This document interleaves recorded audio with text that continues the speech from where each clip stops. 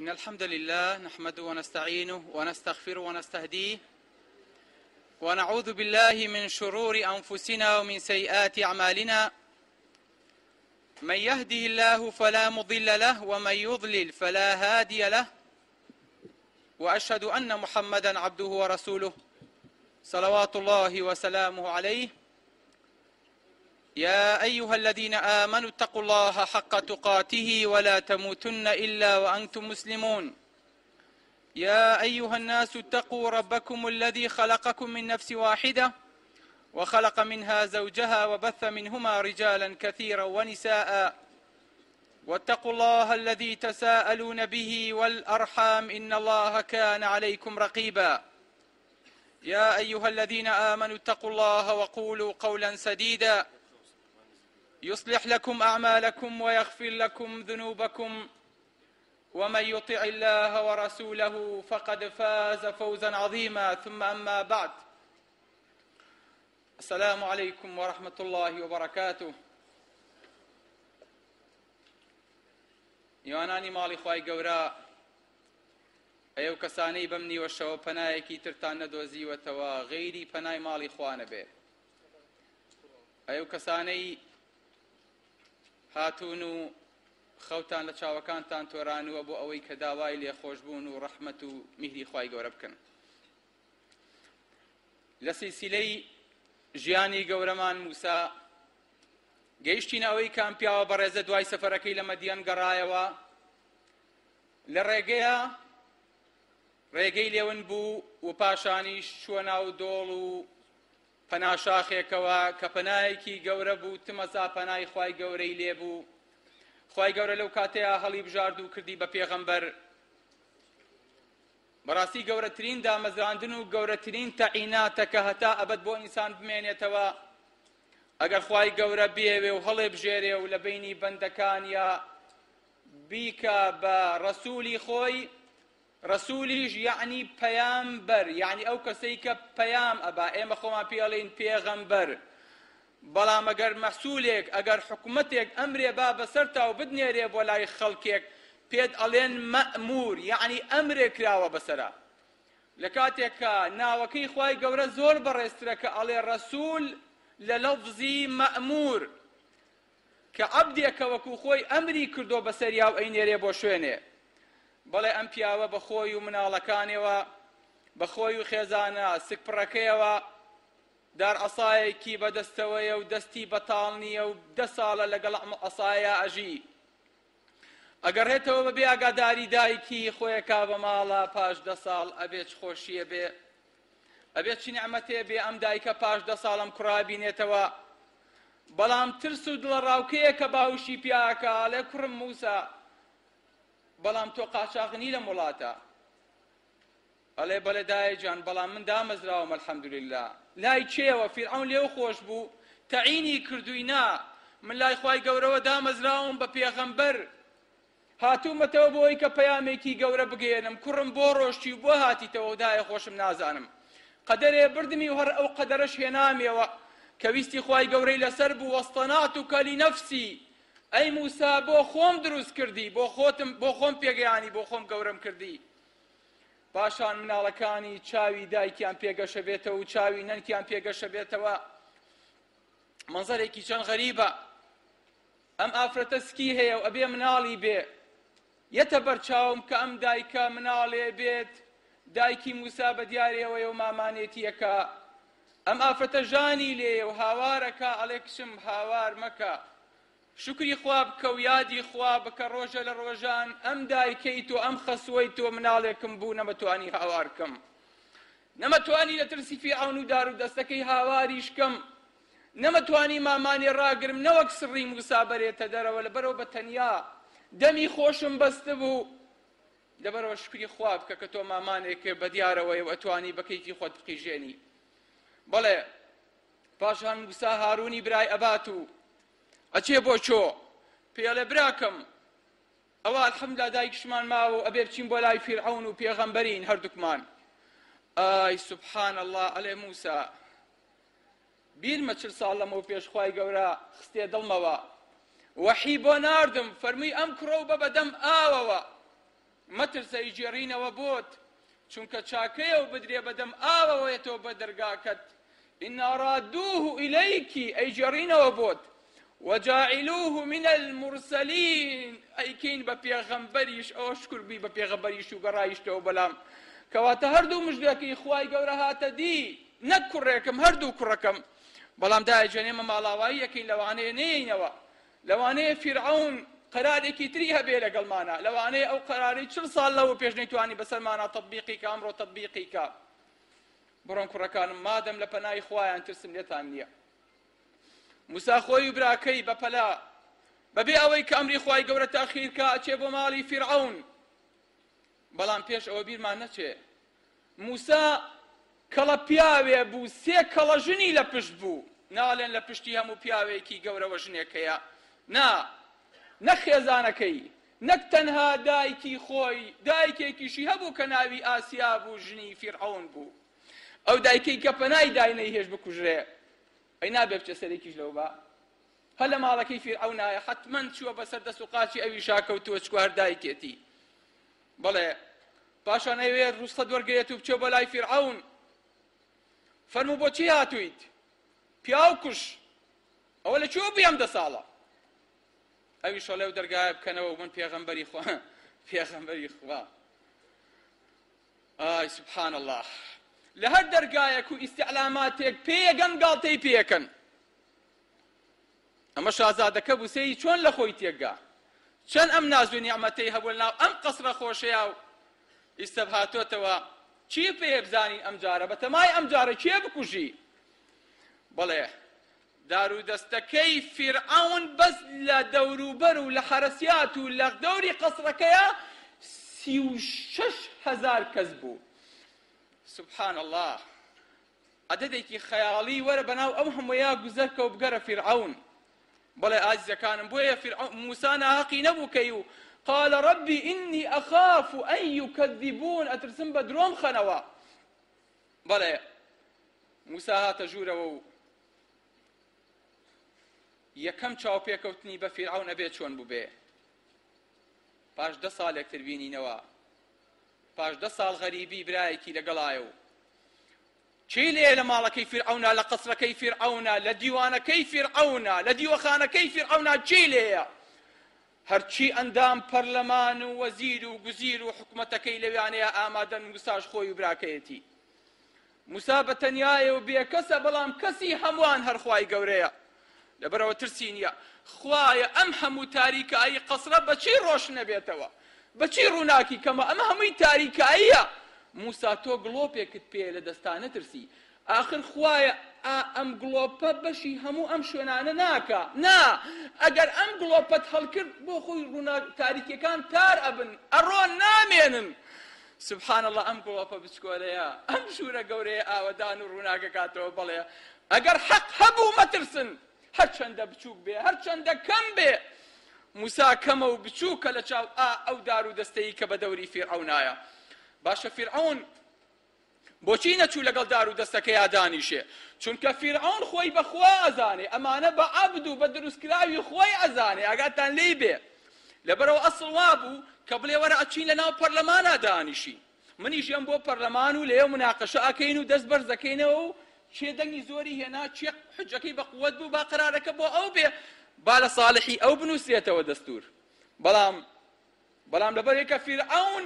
لەوە متەکەبیرترە سەر شۆڕکا بۆ پەرلەمان و بچێتە بەردەم پەرلەمان لەبەرەوە پەرلەمان ئەهێنێ بۆ لای خۆی جا ئەڵێ چ بارەکە بەری بۆ لای هینەکە و چ هینەکە بەری بۆ لای بارەکە هیچ فەرقێکی نییە بەڵێ ئازیزەکانم ئەو بەچی پێکەنن نا پێمەکەن ئەزان بۆ چونکە ئەو فیرعەونانەش ئەمڕۆ وجودیان هەیە بەس ئێمە هەستی پێ ناکەین با فیرعەونی گچکۆکە هەن بۆیە خوای گەورە باسی فیرعەونمان بۆکە ئاخر ئەم فیرعەونانە فەرقێکیان نییە لەگەڵ فیرعەونەکانی کۆنا کاتی خۆی ئەم فیرعەونانە ئەیان و خوا نییە بەڵگەمان بۆ بێنەوە خوا لە کوێیە و خوا چییەکە و لا ئیلاهە وەلحەیات مادە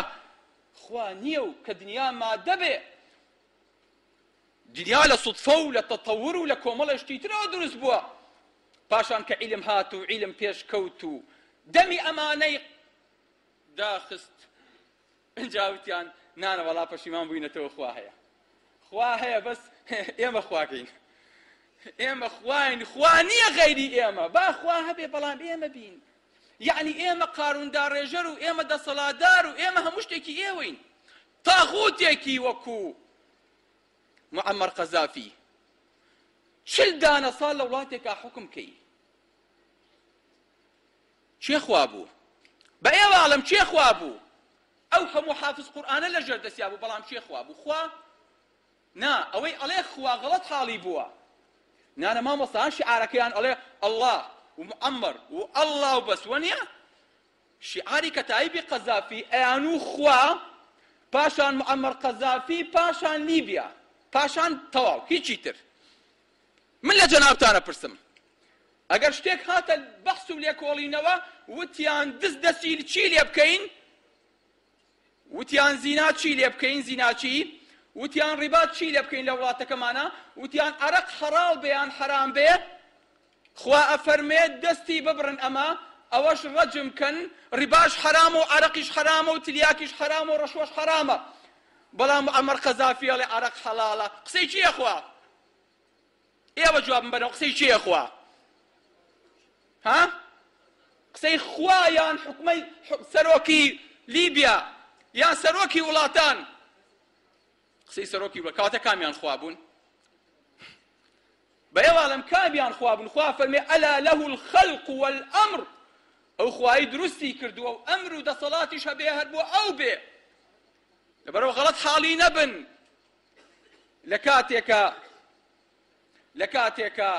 ئەمە بەبەرچاوی ئێمەوە ئەکرێ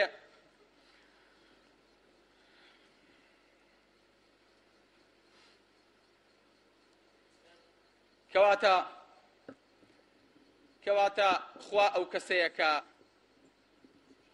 ئەمرەکا و دەسەڵاتی هەیە بەڵێ ئازیزەکانم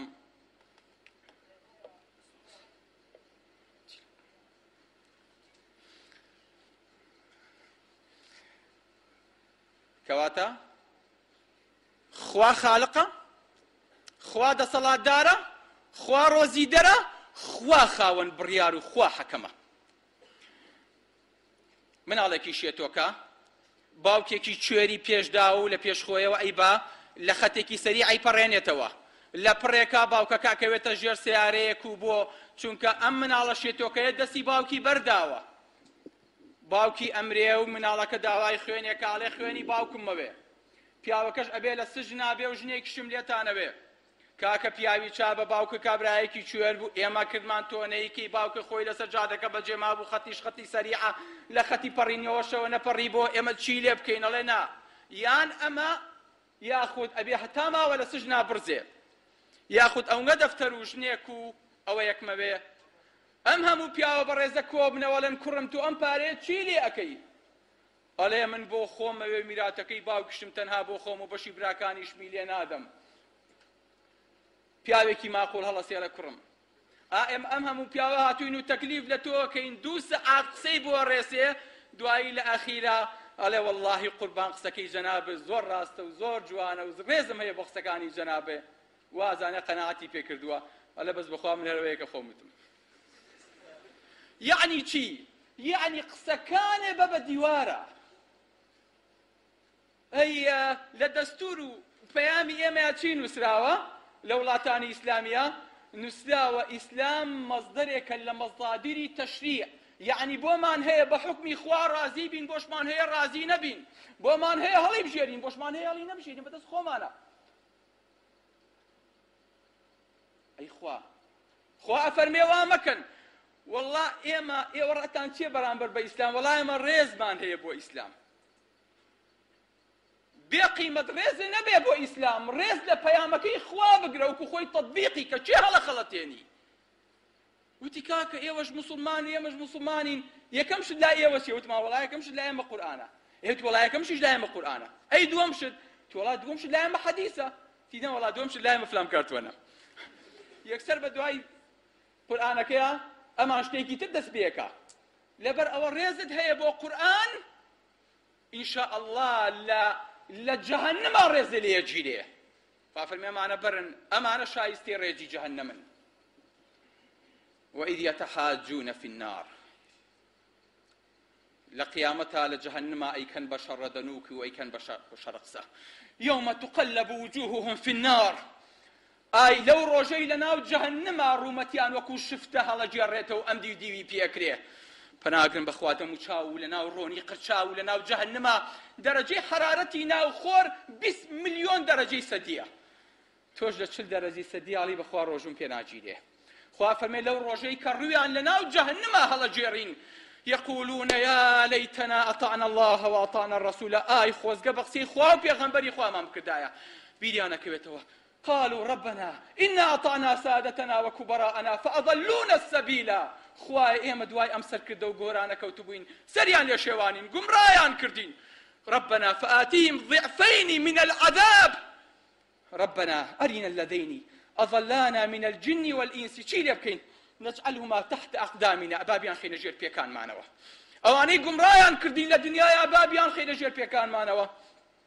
بلى كواتا بيتان سير نبي خلقي تريج لقل خوايا خوابن نادى صلاتي أم خوايا أنا يسرزوي لخواي آسمان زياتريج بركات منيا لبرو هر كسيك حكمي دانا هر كسي برنامجي غيري برنامج خواي قوري دا رشد برنامج أدريتو بسريا أوي كجورا لشيكا وكو أو كافرة فاسقة ظالمة بنص آية حزكم أقادار بن بلى إنا رسول ربك جاء موسى وهارون كاشن لاي فرعون شيبو إنا رسول ربك بلام خواي قورا أمري بيكردبون لسر خوق سبكن وكو أم توربوني منا وتيان أي فرعون سلام عليكم عليك السلام بخير بيسد شاو أواني سلامي جاي لكان إنا رسول ربك إما تسيدي أقلي موسى براكيكا إنا رسول ربك إما نراوي خواي توين خواي إمنا أبوي خواي نزيكنا وبزانا كم بجواني داوايكن نابي توريكن نابي عصبيكن إنا رسول ربك فأرسل معنا بني إسرائيل ولا تعذبهم بلى بني إسرائيل ما لقلا بنير أرز بو خو خاك بو خو مصر بو خو نيل بو خو بزواز لو خلق بينا بعقلي خوي بيركاتوا أجر مسلمان بو معاشكي مبرا ما يكوجا ما يبرا سجني مكة باب عقلي خوي بيركاتوا بني إسرائيل ما لقلا بنيرا كرد داما وزليل كان جد صلاتي خوت ما لقلا بنيرن باهر بينش خاكي كردستان يكخين إنا رسول ربي فأرسل معنا بني إسرائيل ما لقلا بنيرا با فيري لا إخوان كي إيه أم قصية قوري أقاتان لي به موسى باس هيچي نكردوا بلان فرعون پیاوێکی لێزان و دانا و عاقڵە لە مناقەشەیە ئەزانێت چۆن سەیتەرە کا بەسەر خەڵکەکەیە چونکە ئەم هەموو خەڵکە جوێگری ئەمن قال ألم نربك فينا وليدا وەرە بەدنمەک وەرە خۆ موساگەی خۆمانە تخوا وەرە دوێنێ حاجەتیشمان پێ ناشۆ لە قەسرایسە لێمان بۆ پێغەمبەر ألم نربك فينا وليدا موسى ئێمە تۆمان گەورە نەکرد و کردمانی بە پیا و 30 ساڵ ألم نربيك أو هم خدمة ما نكردي جاده ما بقيتان نكردي كهربائي مستمر حكومي ما يعني هم زربت ما تعين نكردو معاش ما بو نبرينوا أو هم خدمة جزارية لا حكمتي إيموا بجناب النجي ألم نربيك فينا وليدا ولبثت فينا من عمرك السنين شن صار قال ما نبي وفعلت فعلتك التي فعلت سبحان الله كتني كي شكر دون جراو كرت أوا طبعا وزير كان كوسطاون زوربيان لبريبون بكرة دون شيء أخوره بو أمره في الأول نايد يتو عند البرلمان با ورقينا توج وزير با أجايلي نيم مساعي كردوا هميشه لي أو كتنو كارساتي تولا مصر كردو راو كرد بو بينال بياوي كلي كشتين بو شكا بيان عيب بو خلق بياوي لي بكشي كتني كردو راو كرد فرعون تو روزانه هزارها اكوجي بو او او كتن بو اميتو كتنيا لبرو بي عيب باسي كشنكا خالك ترتان بي بولن بوشي على كتن لەبەرەوەی کە هەر یەکەو لە وەزیر و گوزیر و خەڵکەکەی بە دەورێەوە شتێ بێ بە مێشکیانە ئەڵێ تۆ بڵێ فیرعون موسا چی کرد بێ ڕای کرد بێ کورە با ئاگا و لی نییە لە ماڵەکەی فیرعون دوایی کە چوونە ژوورەکەیەوە کەسی دەگەن ئیشی لواڵتەی کرد نێربازی کردبوو ڤیدۆشمان هەیە هەمووی ڕسمەکانی لای خۆمانە اینجا ماڵەکەی دایکیشی لەوێ پڕ بوو لە چەک و تەقەمەنی ئەمار بۆ خۆی خەتەر بوو تیەنتیوان لە ماڵەکەشیا کرد فعلتك التي فعلت یەک ئەوەنە ڕۆژنامە و شتی پێ بوو قاچاغ بوو ئەمە بۆ هین ئیشیە کرد بۆ دەوڵەتی مەدیەن ئیشیە کرد نوێکەری ئەوان بوو دوایی کە زۆرمان بۆ هێنا ڕێگای کردەوە باوشی مەدیەن ڕای کرد بۆ لای جەماعەتەکەی خۆی سبحان الله ئەزان بۆچی ئەڵێ وەفعلتە فعلتەکە التي فعلت بۆ ئەوەی کە هەرچی تۆهمەیە بە کەیفی خۆی بیداتە پاڵی موساش تازە لە سژنێکایە چێ دەنگی ئەگەیەنێ بە دەرەوە کەس هەرچیەک بڵێ یەکیە دوانیە سیانیە سەدیەتە دەرەوە هەلەن کورە بابە موسا پەلاماری دافەتی قەسری یابوو ئاگاتان لە چیە ئێوە لەبەرەوە خەڵکیش باوەڕەکا و خەڵکیش فەقیرە ئای سبحان الله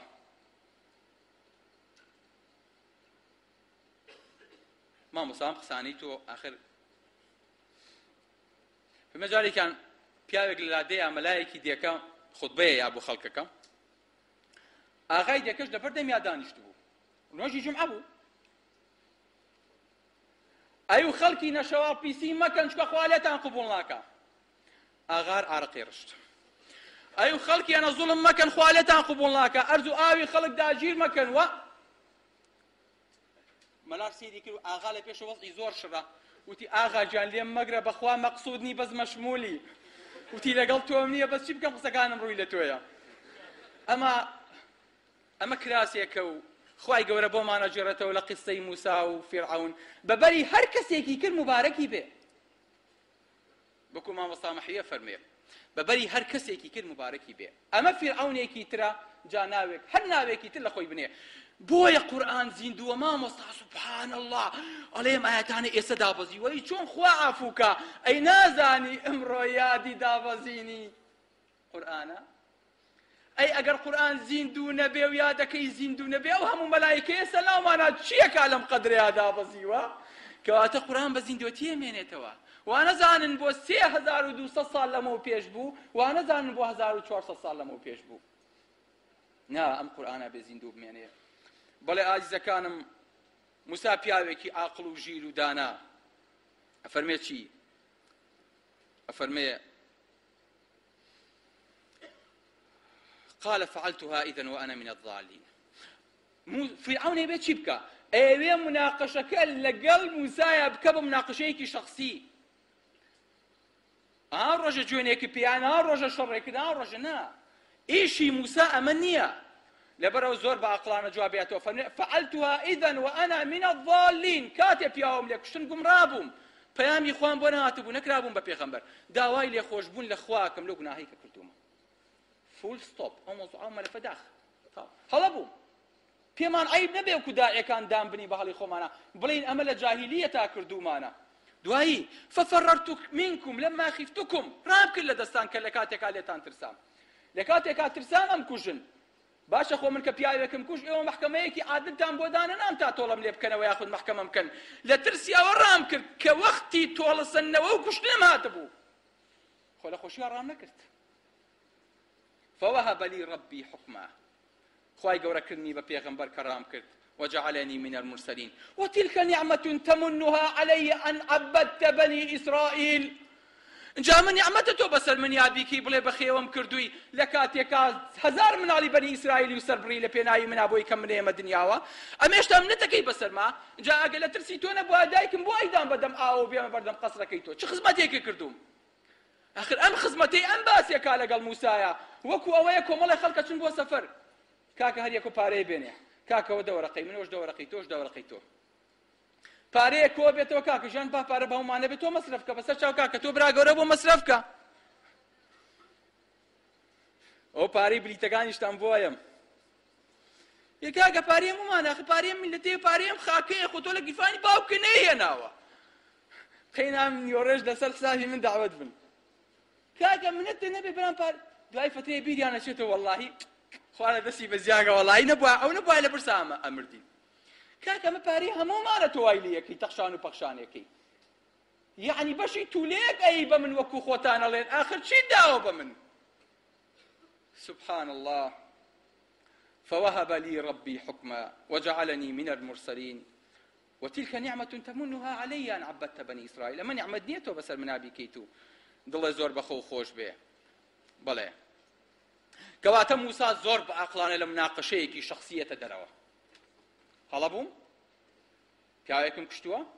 داوای لێبوردنەکەم تۆش حەقی ئەوەت نییە منەتکەی بەسەر منە چونکە هەموو میلەتەکەی من لەژێر دەستی تویا زەلیل و ڕسوایە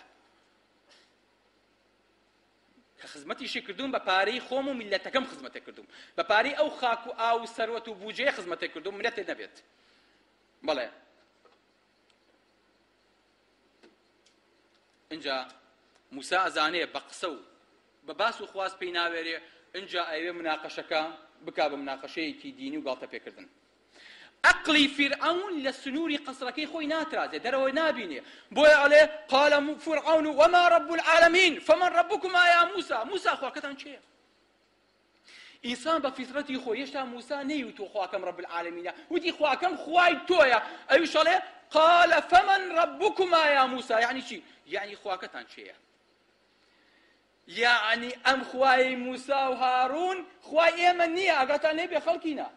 ئەمە خوای خۆی و براکەیەتی ئێمە خوایەکی تر و دینێکی ترمانەیە کە پێوتە دینی زەرادەشتی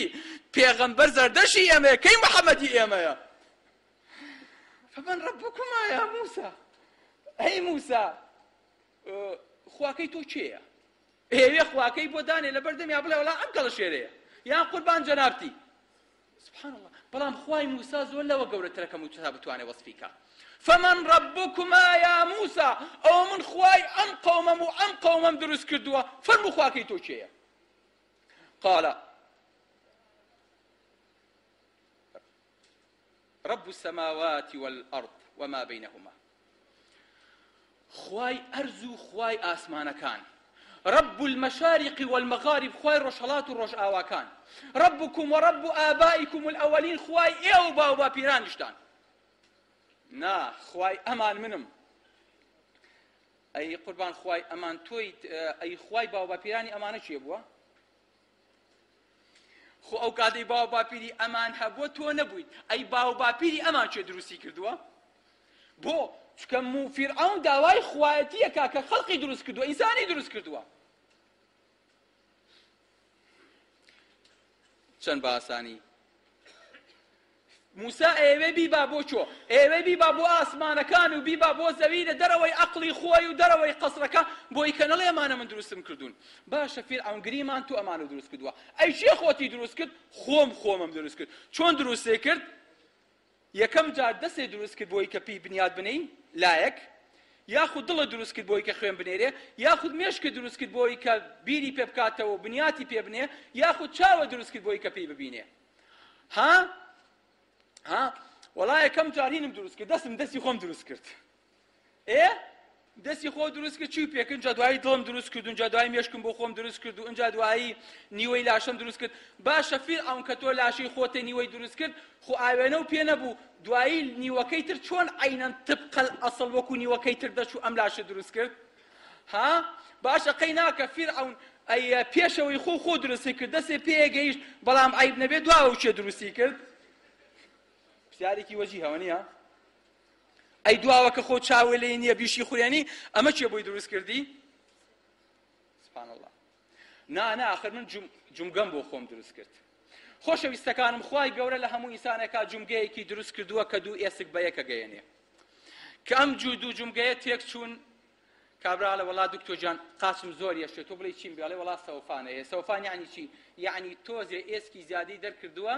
تۆزێکی ژلینجی قاچی کەم بۆتەوە لەبەرەوە نەخۆشەکە ناتوانێت بە پێیا بڕۆ ئەڵێ کاکە ئەو قاچەم بۆ چارەسەرکەن ئەڵێ وەڵا بێ جومگەکانە بۆ بگۆڕین ئاخر دکتۆر جان نابێ و ناکرێ وەڵا آخر حەپمان نایتێ و دەرزیمان نا لە قاس و مشێکمان بۆ کردی بەخوا بێ ئەم جومگەیە ئەو نەموعەقەدا بەس خوای گەورە خۆی ئەزانێت چۆن دروستی کردووە لە دوو شوێنێکا کە ئەگەر جومگەمان نەبووە با چیمان بکردا چەند جومگە لە لاشەمان هەیە 360 دانە جومگە لە لاشەمانە هەیە لە هەموو شوێنێکا کە خوای گەورە ئێسکە گەیەنێ بە ئێسک ئەگەر ئێسکەکە وەکو ئاسن لە یەکتری بخۆن یەکتری ئەبڕێنەوە لەبەرەوە خوای گەورە کڕکڕاگەی دروست کردووە. دوای کڕکڕاگەکە لینجیەکی دروست کردووە بۆی کە عینەن گریس ئەم ئێسکە بەسەر یەکا بێت و بچێ یەکتری نەخۆن. پاشان لەم بەرەوە بۆ ئەو بەرگۆشت و ماسوولکەی دروست کردووە کە بۆی کە تۆ بتوانی ماسوولکەکەت یاخود جومگەکە و بجوڵێنی بەپێی ئەو حەرەکانەی کە خۆت ئەتەوێ ئەمە دوو حەرەکاکە ئەمە دوو حەرەکەی ترەکە ئەمەیان دوو حەرەکاکە ئەمە دوو حەرەکەی ترەکە لەبەرەوە هەر یەکەو بەپێی ضرورەتی خۆی خوای گەورە دەستی و قاچی بۆ دروست کردویت و جومگەی بۆ دروست کردویت بەو شێوەی کە خۆی ئێوێ. پاشان تورەکەیەکی بۆ دروست کردووی پاشان خوێنی بۆ ئەنێرێ تاقەی بۆ ئەنێرێ خواردنی بۆ ئەنێرێ ئۆکسجینی بۆ ئەنێرێ پاشان دەماری بۆ ئەنێرێ بۆی کە هەستی پێ بکەی. من ئێستا سەیری لاشەشم ناکەم مەزانم چۆن وەستاوم چکە ئاگام لە هەموو جومگەکانی خۆمە چاوی شەنوقەیەم هەر ناکەوم ئاگام ئەگەر کێکەوم کە پەناگرم بەخوا ڕۆحەکەم دەرچوو لەبەرە داماوی قوڕ بەسەر تۆ بۆ جومگەیەکی بە ئاسمانە ئەم لاشە و خەڵقە و چۆن دروست کرد. ئەمە جۆرێکە لە کەرکردن و بێعەقڵکردنی خەڵک خۆشەویستەکانم. بۆیە موسا پێڵێ قال ربكم ورب آبائكم الأولين خوای ئێوە و خوای با و باپیرانیشتان. سەیری فیرعەون کە لە مناقەشەیە چەند ئێمە خۆیان پێڵین زۆرزان بەس لەفزەکەی تر ناڵێم خەیناکە ئەویش هەر بەزێ دەست پێیەکە. فیرعەون کە باسی باو باپیرانی خۆیانە بیستێ ئەڵێ باشە موسا تو هاتی بۆ لای ئێمەدا بانگوانەکەی بۆ خوا ئەی ئەوانەی پێش ئێمە مردوون پەیامی تویان خۆ پێ نەگەیشتووە یعنی باو باپیری ئێمە ئێستا لەکوایە بۆ چاوەڕێیەکە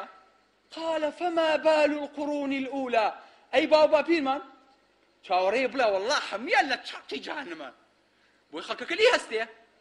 یعنی ئەمە دینێکی تازەیە و تۆ هاتوویت باو باپیری ئەمە یعنی باو باپیری ئەمە ئەمەیان نەزانیوە ئاوا خەڵکی لێهانەیەن خەڵکی ئەمە ئاگادار ئەمە دینێکی تازەیە. بەڵێ فما بال القرون الأولى موسا چۆن لە پرسیارە ڕاکە قال علمها عند ربي في كتاب لا يضل ربي ولا ينسى. ئەفەرمێ من ئاگام لەوان نییە ئەوە لە کتێبێکان لای خوای گەورە خۆی ئەزانێ حکمی لای ئەوە من حاکم نیم من پێغەمبەرم هاتووم پێتان بڵێ. ئەگەر تاوتوڕە وایە عەسەبی وایە چییە بوو قیام هەر ئەوانەی کە لێو بوون هەوەسان بەرشەقیانەیە. بەڵێ خۆشەویستەکانم لەبەرەوە موسا لێرانەیە زۆر بە عاقڵانە لە پرسیارەکە خۆی دۆزێتەوە. رب السماوات والأرض وما بينهما إن كنتم موقنين أو خوايك إيوي دروس كردوا أجر عاقلا. قال للملأ حوله ألا تستمعون جناقرن أو جولي ناقرن يعني شي يعني أما جوري كلا قال تبيه كردن أو باسي شي يا موسى بو أويك كاريجري قسكان لسر خلق كي دورو بري كم كاتوا فاشان الله ربكم ورب آبائكم الأولين خواي إيو باو بابيرتان والله بيغمبركتان بيغمبري ساقا بس حيف شيتا قال إن رسولكم الذي أرسل إليكم لمجنون والله بيغمبركتان شيتا. آخر موسى فرعون منو تنباسي شخصي ناكين أجناها شي سري توقص ركتا لبرد اسمايا باسي شتي شخصي لقلناك موسى عشان عاقلة يقطاني لفرعون يقصي شخصي بيود نا قصي لصد صلاة وحكمة بو شكا موسى قوريه وعقلي قوريه زان شو ميركاتوا أمش هاتوا بيتو بالوركا هو الشيد باشا خوتو بكري خوبو بو تعدوين يشيد نبو بلام سبحان الله أم بيامي خواي قورا آوايا هر کسی داوای او دین بکە ئەبێ شێت بێ و ئەبێ کۆمەڵێک گومانی بەرامبەر دروست کرێ. بەڵێ ئازیزەکانم ئەم مناقەشەی ئاوا ئەمێنێتەوە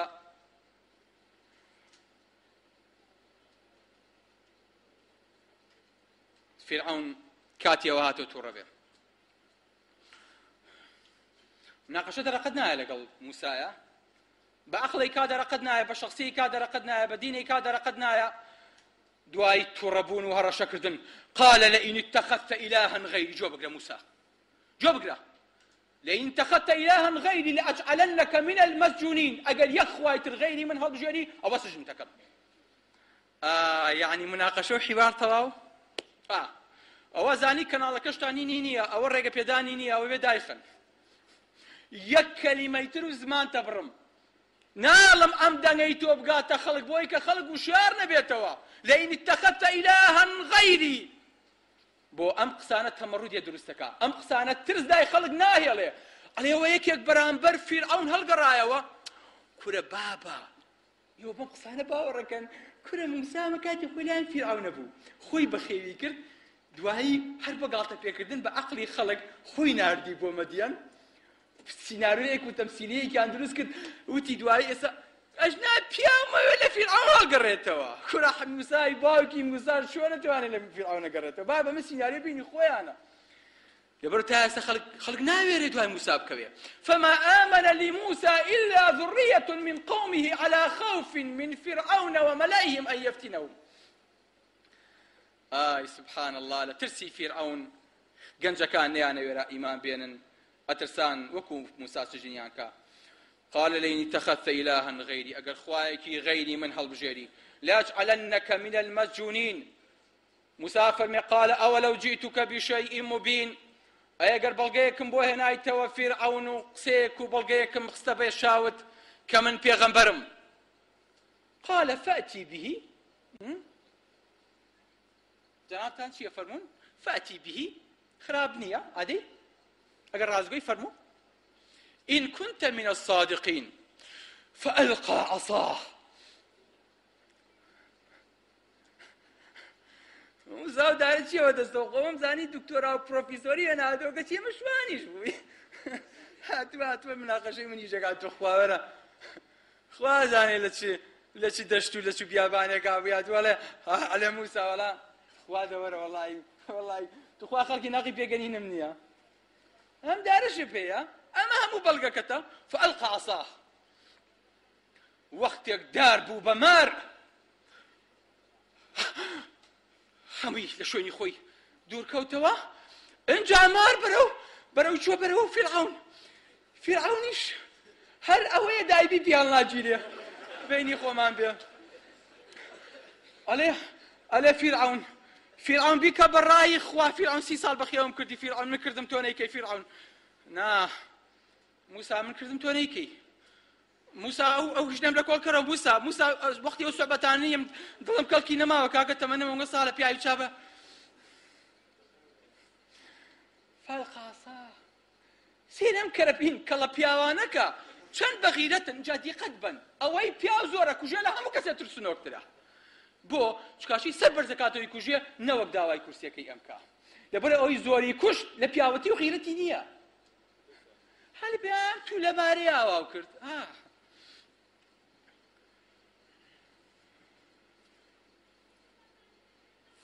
ودخل يده فإذا هي بيضاء للناظرين دسي برس كذا وكسيرة كاو كروجة خريكة هم يان شاويان شورة بيلتاوا سبحان الله أما تشيبو خلقي نوي من بيني إيوش بينيتان بلا بيني ما قربان أي خينا دنغانوا أما أنت كسن دو كسن شيب كين باشا إن هذان لساحران يريدان أن يخرجاكم من أرضكم بسحرهما أمدو أنا ساحر هاتون لأرزكتان درتان فرين أرزي چي هاتو على قومك أرز بو خود نا هاتون لأرزكتان درتان فرين شواشكاري إعلامي إشاعات بلى هاتون لأرزكتان درتان فرين فماذا تأمرون خلقين وقت انتخابات جنابتان شي يفرمون فماذا أي باشا فرعون دا سالة ما علمت لكم من إله غيري من شخوايا كيتر هيا ما أريكم إلا ما أرى أو من نيبيني بي والنايبيني وتشين حمتانا كما جوتي كوشو لبيتانا كم ما أريكم إلا ما أرى يا سالة فماذا تأمرون خلقين وقت انتخابات وحزب جديد بجداريك جنابتان أمرتان بتشيا أقرينه با ملت سر بشك به بيت بالوركان بلى فماذا تأمرون أمرتان شيا أوانيش وكو مكاسل يسو چلكاو خوريكي تر دنگ برزكنو برامبر بموسى دنگ أدن بو فرعون قربانو بزوريني دنگ يو دورانتان يو دو دنگ تانا بو يما دنگ كان منظور بو لورا لقانون أما تثبيتك ليه قالوا أرجه وەڵی قوربان گیان ئێمە ئەبینین خۆڕە هەر ڕێی جەنابتە ئێمە حەدمان چی ڕەمان هەبێ بەڵام کە جەنابەت ڕێی ئێمە و پرسی ئێمەی حەقیری داماوی قوربەسەری فەقیر ئێمە ئەڵێین ئەرجێ ئیزنیان بە با بڕۆن یعنی چی ئیزنیان بە با بڕۆن یعنی سجنیان مەکە قەینا ئەڕەشە کردوتێ ئەگەر خوایەکی تر بگرن سجن قەینا لەبەر خاتی ئێمە لەبەر خاتی گەورەی خۆت ئافاتێکان بۆ دەرکە با بڕۆنەوە ئەزانێ ناتوانێت سجنیان کە ئەم ئەساکەی پێ بێ خوای لە پشت بێ لەبەرەوە قەیناوە ئەوە بەڕەڵام کردن قەیناکە بڕۆن یعنی کا بە واستە و تەکلیفی خەڵک بەخوای منەمان بووە هەرێ گرت هەرێ کوژ نێش دەچێت لە قەسرەکە ئەی 36,000 کەس بۆ چۆ ڕاکەی ئەی موسا بەڵام ئەم فەقیرە لە تاوی مارەکە وەسعیش پرزە ببوو فیرعون لەبەرەوە خواخوای بڵێ ئیزنیان بە باشە ئیزنیان بە فەرموو قوربانجان بەڵام وەبعەث فی المەدائن حاشرین بڕۆ ساحیرەکان کۆکەرەوە یەئتوکە بکل سەحار علیم هەموو ساحیرێ لە هەموو شوێنەکانەوە بێنە کاتی خۆی بۆ سحر زانکۆیان هەبووە مەدرسەیان هەبووە مؤسساتیان هەبووە بەس سحریان فێر کردووە بكل ساحر عليم چۆ مامۆستای ساحرەکان بێنە پرۆفیسۆر و مامۆستاکانی زانکۆ لە سحرە ئەوانە بێنە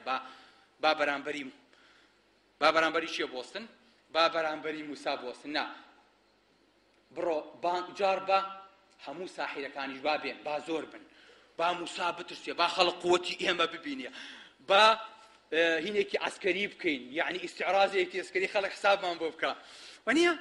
هەرچی ساحیش وار هەمی بێن بۆ جانی موسا موسا تۆ ئەم قەرارە رازیت اجعل لنا موعدا لا نخلف نحن ولا أنت مكانا سوى با ڕۆژێک دانین و هەردووکمان کۆبینەوە تایە بۆ ئەوەی کە زۆران بازیەکە بکەین حەزەتی موسا زۆر لەوان ئاقڵترا فەرمێ قال موعدكم يوم الزينة تەثبیتم کرد ڕۆژی جەژن إن شاء الله بۆ وأن يحشر الناس ضحى لەو ڕۆژەیە خەڵک هەمی کۆبێتەوە هەمومان دانیشین ئەو کاتە با مناقەشەکە بکەین و ئەو کاتە هەر یەکە و بازی خۆی تاقیکاتەوە و دەسەڵاتی خوا و دەسەڵاتی کوفر تاریکی ڕووناکی حەق و باتڵ بێنە ساحەوە بەڵێ ئازیزەکانم لەبەرەوە کاتەکەمان چی لێ هاو بداخەوە کاتەکەمان تەواو بوو بەڕێیان لەژێر پێ دەرهێناین بەڵام ئەومان لەبیر نەچێ ئەم پیاوە گەورەیە بۆچی هەوڵەیە ئەم پیاوە بەڕێزە بۆچی هەوڵەیە ئەوێ خەڵکی بە ئازادی خواپەرستن بۆیە هێنانەوەی ئەم حکم و دەسەڵاتی خوایە زۆرێوێ و ماندووبوون و ئەرکێکی زۆرەوێ هێنانەوەی بوونی ئیسلام ئارامگری گشت پێغەمبەرانی دەوێ خۆڕاگرتن لە زیندانە ژینی نێو قورئانی دەوێ لە قورئانە هێنانەوەی بوونی ئیسلام ڕەنجی دەوێ یەکەم هەنگاو هەتا ئەنجام لیژنە لاشەی گەنجی دەوێ لە قورئانە هێنانەوەی بوونی ئیسلام سووتی دەوێ خواویستی و لە خۆبردنی شوێن کەوتووی تاڵوتی دەوێ ڕاوەستاندنی خوێنی زام لە قورئانە پەروەردەی موسەوی دەوێ تا شایەتی مان و ژانی لەش ژانی پشتی هەزار بیلالی سپی و ڕەش دەبنە سرود گەڕێگا سرودی دەوێ بەجێتان ئێڵین بۆ زنجیری داهاتوو إن شاء الله لەگەڵ ساحیرەکانە أقول قولي هذا وأستغفر الله لي ولكم والسلام عليكم ورحمة الله وبركاته